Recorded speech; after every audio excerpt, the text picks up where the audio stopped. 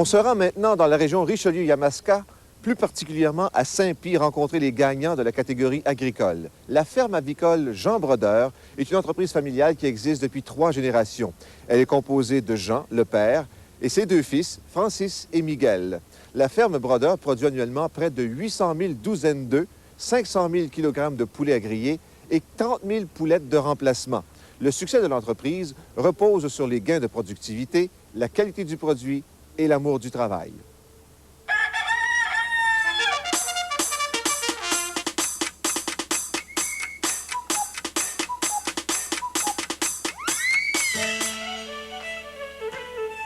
Sur 50 acres de terre, la famille Brodeur exploite 4 bâtiments pour la production d'œufs et de poulets à griller.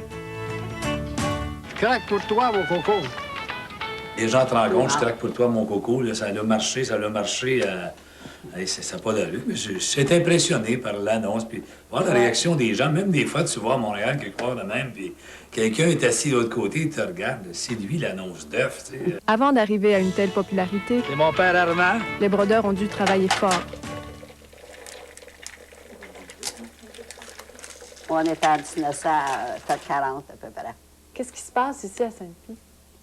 Oh, il ne se passe pas grand-chose en Saint-Pie. Il y avait des manufactures pour travailler, on va quoi, mais nous autres, on avait l'idée de s'en aller dans Valeur, on avait l'idée de grossir tout le temps.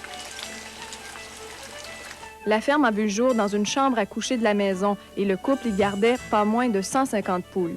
Mais il ne se promenait pas parce qu'il était dans un cage en arrière. Il était juste, tu sais, il avait mis des cartons en dessous, là, pas sa soliste, il avait mis des cages. Jusqu'à temps que le poulailler était bâti.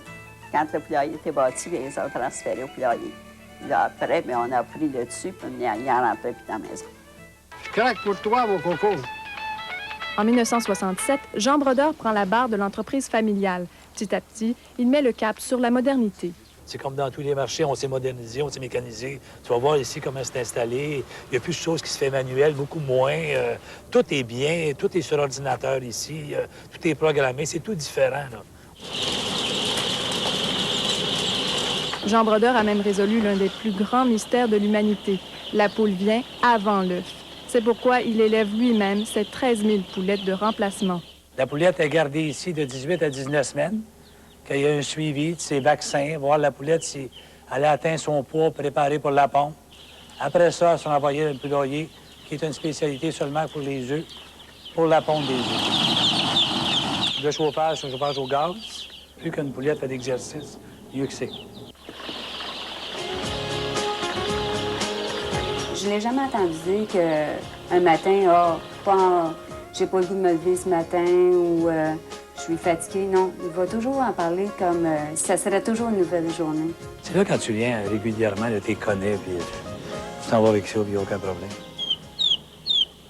Chaque fois qu'il y avait une nouvelle batch de poulet qui rentrait, c'était les petits poussins, ils allaient s'amuser avec ça. Puis mon père nous emmenait tout le temps là, puis tu regardais ça, tu trouvais ça beau.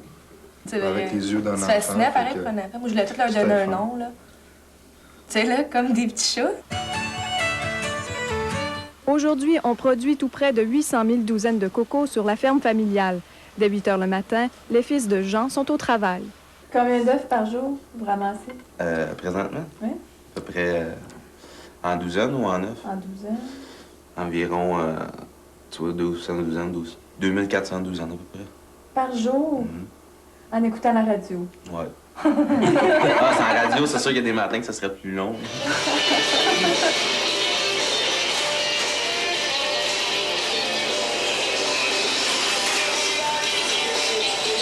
Les œufs levés par Joanie et Miguel sont livrés au poste de mirage Nutrioff à Saint-Hyacinthe. La première étape, c'est le lavage des œufs. Ils arrivent sur le chariot, ils vont au lavage. Après ça, ils vont au mirage. Puis les œufs sont identifiés, les catégories. Les œufs qui ne sont pas aptes à être sur le marché, sales, fêlés, sont enlevés carrément. Les autres œufs, graduellement avancent, vont prendre la machine. Ils sont classés par grosseur. Tous les grosseurs sont importants. Voir les œufs, les catégories d'œufs, extra gros, gros, moyen, petit, qui vont dans les boîtes pour eux autres, puis envoyés sur les marchés. Il y a 32 producteurs dans la région, à travers la province, qui alimentent le plant ici. Pourquoi M. Brodeur s'est démarqué? Probablement parce qu'il y avait sûrement une spécialité au niveau des œufs oméga 3. Il n'y a pas beaucoup de producteurs qui se concentrent là-dedans parce que c'est une production qui demande une surveillance constante. Oméga 3, ce sont des œufs pondus par des poules nourries avec de la moulée enrichie. 2 gros œufs du genre fournissent une quantité appréciable de bon gras. Ce gras est le même que celui qui se trouve dans la chair des poissons et les experts le recommandent pour contrer les maladies cardiovasculaires. Les gens, peut-être, qui ne consommaient pas d'œufs avant. C'est un marché qu'on a ouvert, que des gens peuvent consommer des œufs. Il n'y a pas de chômage à la ferme, est-ce que je me Non, trompe? pas du tout. Chômage, on ne connaît pas ça. Moi, j'ai jamais connu ça, le mot chômage, même. Je ne connais pas ça. Et c'est ce que vous apportez à vos jeunes, Oui, j'imagine? c'est aussi. ça qu'on veut les dénigrer. Mais quand même, il n'y a pas de chômage, il y a du travail ces jours. C'est un choix, tu sais. Pensez-vous qu'il va y avoir une relève pour les œufs? C'est sûr. C'est sûr et certain, on est embarqué là-dedans. Oui. Le projet de mon père, c'était en grande partie pour la relève. Pour améliorer puis pouvoir continuer. Ouais. Là, on est embarqué dedans, fait que on est tombé dans la potion magique, fait qu'on va continuer. Le projet dont parle Francis, c'est l'érection du tout nouveau bâtiment qui abrite 30 000 pondeuses.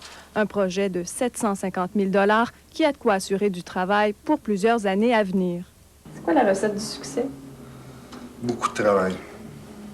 Et puis, une bonne base. La base familiale, ça nous aide beaucoup. Travailler en famille, ça a une bonne dynamique. Et puis, c'est le travail. La clé du succès, c'est le travail. Essayer de s'améliorer tout le temps, puis essayer d'avancer.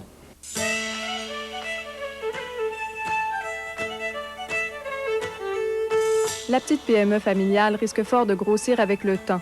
Mais ce qui est remarquable dans cette réussite, c'est qu'elle ne se fait pas aux dépens des autres aviculteurs. On est un ensemble de producteurs, on travaille ensemble. La compétition d'un voisin à l'autre, ces choses-là, ça c'est disparu, ça n'existe pas pour nous autres. Pas en aviculture.